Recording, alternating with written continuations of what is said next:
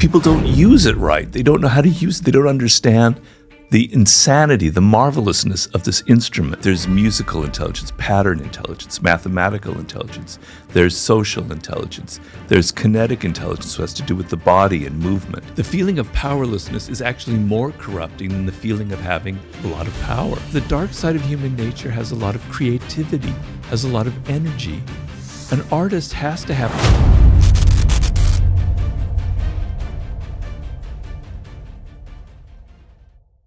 Mastery is a process, and you have to love the process. You can't just be oriented towards the goal. Just think, I'm going to be so great. You have to enjoy the actual process of it. So I spell out that process in detail in the book. But the reason I wrote it is when you reach that high level, which is the highest level of mastery, and I call it you have an intuitive feel for it. The thing that you're studying is inside of you. If you're a football player, the field is inside your head, right? If you're a piano player, you've internalized it. That is such an awesome feeling. I've had moments of it like that in my work, in my writing. You reach this point where you don't have to think anymore, and ideas come to you. And so that is what our brain is designed for. We have this insane instrument, the human brain, certainly the most complex organism in the universe, as people say. The mathematical possibilities of connections in the brain are absolutely infinite. It is something that every day we should just wake up and marvel at this thing that we've been given, this insane tool. But people don't use it right. They don't know how to use it. They don't understand the insanity, the marvelousness of this instrument, right? So I wanted to show you that if you understand it, if you move with it, if you develop it in the right way, you can have these powers that are incredible. And the pleasure that you have when you reach that level, because it takes a lot of hours of work, a lot of drudgery, a lot of tedium, a lot of practice. But when you reach that level, it's hard to explain how joyous the feeling is that you have. Well, we've skipped a step because the first phase of the process is discovering your life's task. And that's the key to everything. It's the key to having a fulfilled life. It's the key to being happy in life. It's the key to reaching the goals that you want. Because what it is the process of self-understanding, self-knowledge. You have to become aware of what you were destined for in this life. You were born a unique individual. And it's a very interesting thought. It's the same kind of thought about your brain.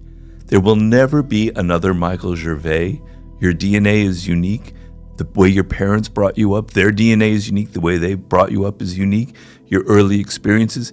You are a true individual, right?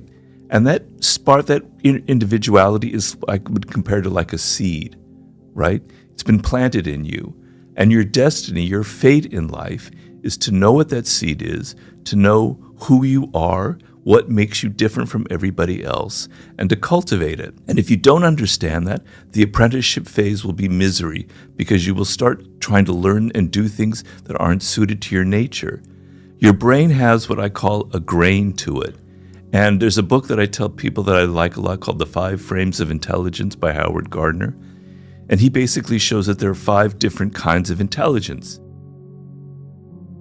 We tend to overemphasize the intellectual, the analytical skill, but there's musical intelligence, pattern intelligence, mathematical intelligence, there's social intelligence, there's kinetic intelligence, which has to do with the body and movement. There are 5 of them, I don't remember all of them.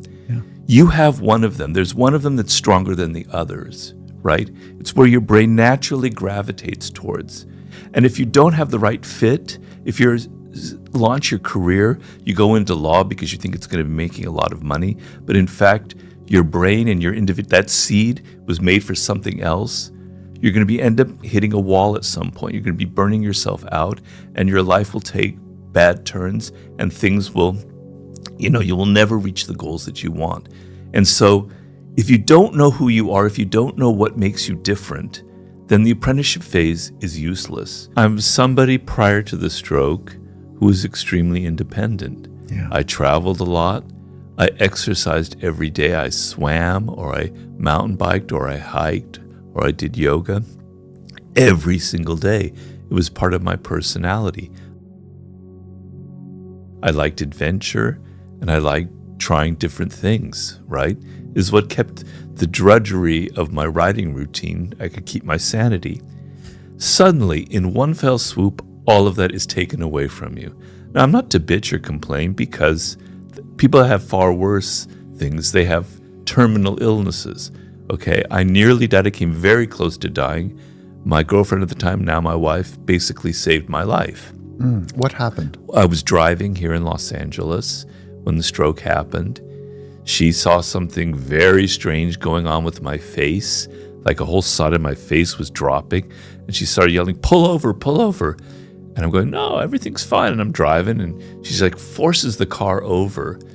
And then I'm like, I'm not even aware of this. I start getting out of the car like I'm going to do something. She pulls me back in, and then the next thing I know, I'm unconscious. I'm in a coma. She called 911 right away. So basically recognizing it and taking quick action and not getting confused saved my life. She called 911. She pulled me back in the car. She saved my life. Okay. Right. Wow. But I was very close to dying. If the ambulance had come a minute later, I would have suffered so much brain damage that I wouldn't be here talking to you. If it had been on my own or 2 minutes later, I would have gotten in an accident. I would have died. Okay. So I became very lucky. But at the same time, all the supports in my life that kept me sane, that kept the writing okay for me, were gone. Okay? So on a basic level, I can't type. My left hand is useless. It's not what you think it is. It's not, Vladimir Putin or presidents or Biden or all these political figures and these big games. Power is a feeling. It's an essence. It's an emotion. It's a human need and desire. And really, what power is a sense of understanding yourself and being able to control yourself. So the way I look at it, I like to look at it not through the lens of great power politics, but as an average, everyday human being here in the United States or in England. The feeling that you have with your children, with your spouse, with your colleagues, the people who work for you, the sense that you have no control, that you can't influence them with your ideas, that you can't get them to maybe, soften some of their ugly behavior if they have that you can't get them interested in helping you with a project or whatever, is the most miserable feeling a human being can have. Malcolm X had a quote that I love, which is, "Absolute power corrupts, but absolute powerless corrupts even more." I'm butchering it, but that was the gist of it. The feeling of powerlessness is actually more corrupting than the feeling of having a lot of power. It turns people into being passive aggressive, into playing all kinds of weird games, negative games to get power. You want to feel that you have a degree of control over events in your life, over people, over your future. And that to me is what power is, right? And so some of that involves these games that I mentioned in there, and some of it goes beyond the 48 laws of power, which I've tried to indicate in my other books. But it's the sense that I'm not helpless in this world. I remember when I first entered the work world as a very naive college graduate with all these ideals and things I'd read, because I studied literature and languages, going, man, this is weird. People are playing all these kind of games. I'm in over my head. I made mistakes. I got fired for being, too brash, for outshine the master. It was painful, right? And so learning, you don't have to use the laws of power. I don't advocate crushing your enemy totally. I hope I don't have any enemies ever that I need to crush ever. You just need to know these things so that when you enter the work world, you're not naive, you're not stupid, you don't make the same kind of mistakes that I made. You spare yourself the pain.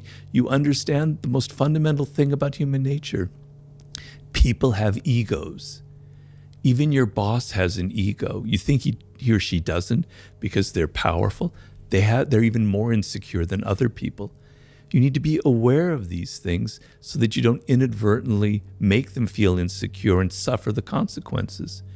So that's sort of my idea of power that I was trying to describe there. So with narcissism, for instance, there's a reason why we're narcissists.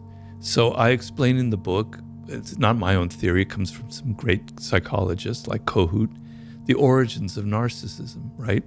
So when you have to leave, when your parents have to kind of not abandon you, but have to not give you as much attention as you used to have, and you're 3 years old or 4 years old, you don't remember it, but it was very painful. Like, oh, they don't love me as much. What's wrong with me, right? You know, I have to get that love and attention, not just naturally, I have to do things to earn it, etc., etc. And what happens with a lot of people in that situation when you're a child is, I have to develop I have to be my own mother or father. I have to find a way of loving myself. When something bad happens, I have to retreat inward and go, I'm really not so bad at all. I'm actually a decent person. I like my own tastes. I like the clothes that I wear, etc., etc. You're developing the shreds of self-esteem, right? And people who never develop that because they were abused or they were abandoned or even if they were suffocated, never develop that self-esteem. And so what happens in life is if you don't develop that and you get older and people attack you and yell at you or criticize you, you can't retreat inward to that self-esteem, that love you have. The only thing you know is to get angry, they call it narcissistic rage, and to yell at people and say, God, get away from me, you're evil, etc., etc., etc., right? And then the other problems evolve where the only way I don't have that inner self-esteem, the only way I can get people to love me is by being incredibly dramatic and overly dramatic, etc., etc., etc., and always making myself the center of attention. That's what creates a deep narcissist. That's their only way of getting the love that they need. So children, we all need that degree of self-esteem, that anchor in our life. So narcissism, self-love, is not a bad thing. But what happens is as you get older, if you go too deep into it, it becomes a problem. And so what I say is you need to take that self-love and it has a good function and turn it outward as much you can and turn it into empathy and love and consideration for other people. More, that's your task as you get older in life. That's how I approach all of these flaws. You can't run away from them. You can't run away from your shadow, your dark side. You can make it work for you. You can make it positive and productive and healthy. You can become a healthy narcissist, which is a name that I use in the book. You can use your dark side for positive purposes. Let's say you have a lot of anger inside, and I had a lot of anger when I was younger. I was a very angry young man, right? Channel that into some kind of cause. And you know, I have a lot of causes that I believe in very deeply. And when I was younger, I was like that. Channel that energy into something productive and helpful and put it into something that goes to something that helps society. That's using your dark side for positive purposes. Because the dark side of human nature has a lot of creativity, has a lot of energy. An artist has to have a dark side. You use your dark side because all those dark emotions, all the people that shat on you in your life, they inspire you. They create your best work. Don't run away from your shadow. Don't run away from your narcissism. Use it in a healthy way.